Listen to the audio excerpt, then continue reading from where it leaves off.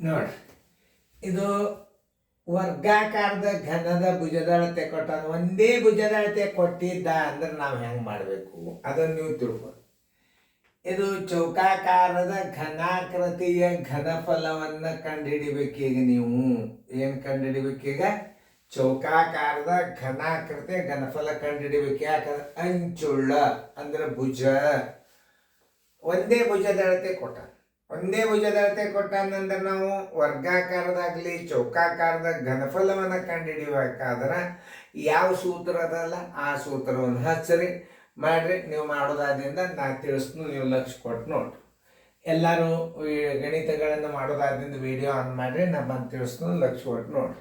Okay, ಎಲ್ಲರೂ board ಕಡೆ ನೋಡ್ರಿ. ನೀವು ಮಾಡಿರಿ ಅಂತ ತಿಳ್ಕೊಂಡು ಮಾಡೋದಾದ್ರಿಂದ ವಿಡಿಯೋ ಮ್ಯೂಟ್ ತೆಗಿಬೇಕು. ಪಟ್ನೆ ವಿಡಿಯೋ ಮ್ಯೂಟ್ ಮಾಡಿಬಿಡ್ರಿ, ಯಾಕಂದ್ರೆ ನಾ ಬಂದು ತಿಳಿಸ್ಬಿಡ್ತಾನೆ. ನಾನು ತಿಳಿಸ್ಲಿಕ್ಕೆ ನಿಮ್ಮ ಗಣಿತ ಆಗೋ ತನಕ ನಾ ತಿಳಿಸ್ಬಾರ್ದು ಅಂದ್ರೆ ನೀವು ಮ್ಯೂಟ್ ಮಾಡಿ ಗಣಿತ ಬಿಡಿಸ್ಬೇಕು. ಎಲ್ಲರೂ ಲಕ್ಷ್ಯ ಕೊಟ್ಟು ತಿಳ್ಕೊರಿ. 2 ಸೆಂಟಿಮೀಟರ್ ಅಂಚುಳ್ಳ ಘನಾಕೃತಿಯ ಗಾತ್ರ ನೋಡಿ.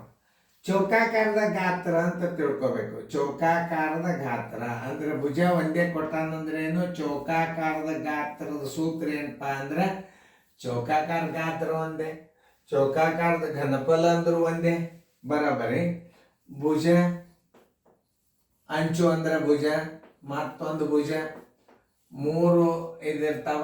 ಅದಕ್ಕೆ 3 ಅಂದ್ರೆ ಏನು? ಉದ್ದ ಗುಂಡ್ಲೆ, ಅಗಲ ಗುಂಡ್ಲೆ, ಎತ್ತರ. ಆಯತಾಕಾರದಿತ್ತಂದ್ರೆ ಹಿಂಗೆ ಹಚ್ಚ್ರಿ. ಆಮೇಲೆ ಚೌಕಾಕಾರದಿತ್ತು ಅಂದ್ರೆ ನಾವು ಹೆಂಗೆ ಹಚ್ಬೇಕು? ಭುಜ ಗುಂಡ್ಲೆ ಭುಜ ಗುಂಡ್ಲೆ ಭುಜ ಹಚ್ಚಬೇಕು. ಯಾಕಂದ್ರೆ ಒಂದೇ ಅಳತೆ ಬಂದಿರ್ತದ. 2 ಗುಂಡ್ಲೆ 2 ಗುಂಡ್ಲೆ 2 ಬರೋಬ್ಬರಿ 2 2 4 4 2 8. ಇದನ್ನು ಕಡ್ಡಾಯವಾಗಿ ಘನ ಸೆಂಟಿಮೀಟರ್ ಅಂತೆ ಉತ್ತರ ಹಚ್ಬೇಕು.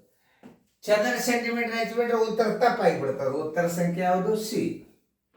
ನೋಡಿ, ಇಷ್ಟೆಲ್ಲ ಸರಳಾಗಿ ತಿಳ್ಕೊಬೇಕು. 2 ಸೆಂಟಿಮೀಟರ್ ಅಂಚುಳ್ಳ ಘನಾಕೃತಿಯ ಗಾತ್ರ ಏನು? ಭುಜ ಗುಂಡ್ಲೆ ಭುಜ ಗುಂಡ್ಲೆ ಭುಜ 2 ಗುಂಡ್ಲೆ 2 ಗುಂಡ್ಲೆ 2 2 2 4 4 8 ಘನ ಸೆಂಟಿಮೀಟರ್. ಉತ್ತರ ಸಂಖ್ಯೆ ಸಿ. ಇದು ಆಲ್ಮೋಸ್ಟ್ ಅಲ್ಲಿ ನಿಮ್ಗೆ ಬರ್ತಿರ್ತದ. ಮುಂದಿನ ಗಣಿತ ನೋಡ್ಕೋರಿ. ನೋಡ್ಕೊಂಡ್ರಿ ಅಂದ್ರೆ ಆದಷ್ಟು ನೀವು ಕ್ವಶನ್ ಪೇಪರನ್ನು 1 ರಿಂದ 10 ಗಣಿತಗಳನ್ನು ಮೊದಲ ರಿವಿಷನ್ ಮಾಡಿರಿ.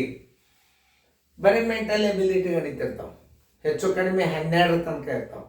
1 ರಿಂದ 10 ನೋಡ್ಕೋರಿ. ಆಮೇಲೆ ನಿಮ್ಮ ಟೈಮ್ ಸಿಗ್ತಾ ರೀತಿ ಪ್ರಕಾರ ದಿನಾಲು ನೀವು NCB ಒಳಗಾಗಲಿ ಕ್ವಶನ್ ಪೇಪರ್ ಆಗಲಿ ರೀತಿ ಪ್ರಕಾರ ಗಣಿತಗಳನ್ನು ನೀವು ನೋಡಬೇಕು, ಕಲಿಬೇಕು. ಬಿಡಂಗಿಲ್ಲ ಅಂತ ಏನು ಗ್ಯಾರಂಟಿ ಇಲ್ಲ.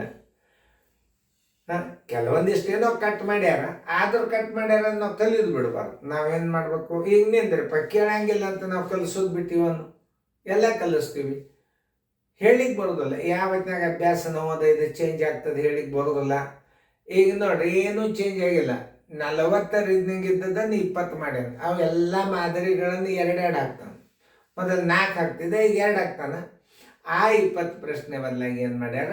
ಪರಿಸರ ಅಧ್ಯಯನ ಹಾಕ್ಯಾರ. ಪರಿಸರ ಅಧ್ಯಯನ ಅಂದ್ರೆ ಏನು? ನಮ್ಮದು ಇಡೀ ಕರ್ನಾಟಕದ್ದು, ದೇಶದ್ದು, ನದಿಗಳ ಬಗ್ಗೆ, ಬೆಟ್ಟ ಗುಡ್ಡಗಳ ಬಗ್ಗೆ, ಪ್ರಮುಖ ದೇವಾಲಯ, ರಾಜಮನೆತನಗಳು, ಆ ರಾಜಕೀಯ, ಆಡಳಿತ, ಆರೋಗ್ಯದ ಬಗ್ಗೆ, ರಕ್ತ ಪರಿಚಲನೆ, ವಿಟಮಿನ್ ಕೊರತೆಗಳು, ಇಂಥವೆಲ್ಲ ಅಭ್ಯಾಸಗಳನ್ನು ನಾವು ಮುಂದೆ ಮಾಡಿ ಹಾಕ್ತೀವಿ.